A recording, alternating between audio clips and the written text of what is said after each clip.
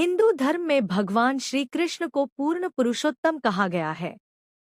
वे विष्णु के 8वें अवतार माने जाते हैं।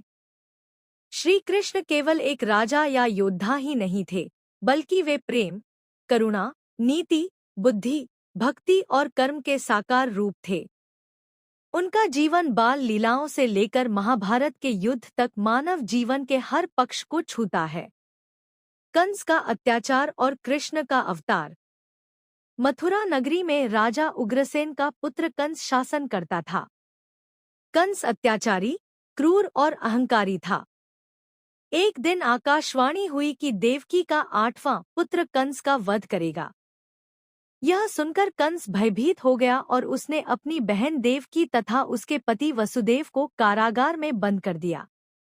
कंस ने देवकी के पहले 6 पुत्रों को जन्म लेते ही मार डाला।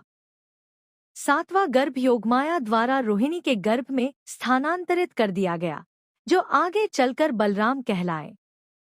भाद्रपद मास की अष्टमी तिथि, घोर अंधेरी रात, मूसलधार वर्षा और चारों ओर भय का वातावरण था।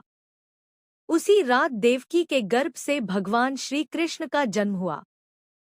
जन्म लेते ही बालक कृष्ण ने चतुर्भुज विष्णु रूप में दर्शन दिए और फिर हिंदू धर्म में भगवान श्री कृष्ण को पूर्ण पुरुषोत्तम कहा गया है। वे विष्णु के 8वें अवतार माने जाते हैं। श्री कृष्ण केवल एक राजा या योद्धा ही नहीं थे, बल्कि वे प्रेम, करुणा, नीति, बुद्धि, भक्ति और कर्म के साकार रूप थे। उनका जीवन बाल लीलाओं से लेकर महाभारत के युद्ध तक मानव जीवन के हर पक्ष को छूता है। कंस का अत्याचार और कृष्ण का अवतार। मथुरा नगरी में राजा उग्रसेन का पुत्र कंस शासन करता था। कंस अत्याचारी, क्रूर और अहंकारी था। एक दिन आकाशवाणी हुई कि देवकी का 8वां पुत्र कंस का वध करेगा।